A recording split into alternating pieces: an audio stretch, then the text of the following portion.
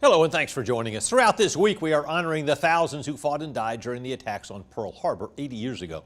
Sunday night, we told you the story of a forgotten Macon veteran who died in that attack.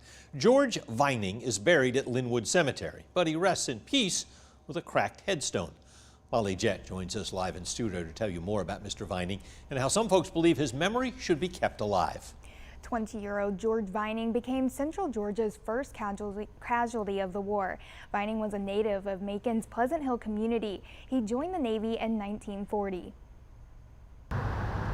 As an African American serving in America's segregated military, George Vining was assigned to work as a mess attendant aboard the battleship USS California. When Japanese planes attacked Pearl Harbor on December 7, 1941, everyone on board went to emergency battle stations. Vining's job was to pass ammunition to gunners on the ship's deck. The California was one of 4 battleships sunk that day. He could have stayed in and died on it. Who knows? He might have lived. But he got out there and he done what he was supposed to be doing. That was Army veteran Buck Burnett of Cochran. He heard part of Vining's story on our newscast Sunday and noticed a crack in Vining's headstone. Mr. Vining is, to me, deserves his headstone to be righted. After 90 years, you would think his ancestors, they probably don't even know him or very much visit the cemetery because they don't know him. But when I see that, it kind of hurt my heart, and I just wanted to say something about it. If the gravestone could be replaced, I know the VA would help with something like that. Vining's body was later recovered and returned to Macon 2 years after the war. He's buried at historic Linwood Cemetery next to his mother.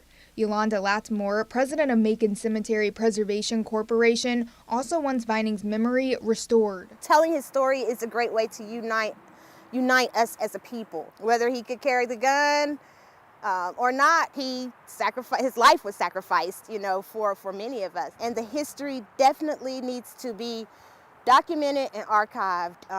We need help. Hopefully they can contact the family or the cemetery and get something right back and replace his headstone. George Vining's mother's maiden name was Fulmore and her married name was Brown. If you know someone with the last name Vining, Brown, or Fulmore, they could be related to George. If so, the Macon Cemetery Preservation Corporation would like to connect with them. You can reach them at 478-719-2054. Back to you, Frank. Hi, thank you very much, Molly. According to Lattimore, Macon Cemetery Preservation Corporation could apply for a grant to fix George Vining's headstone. Lattimore also says finding money to repair his headstone will be a priority for them.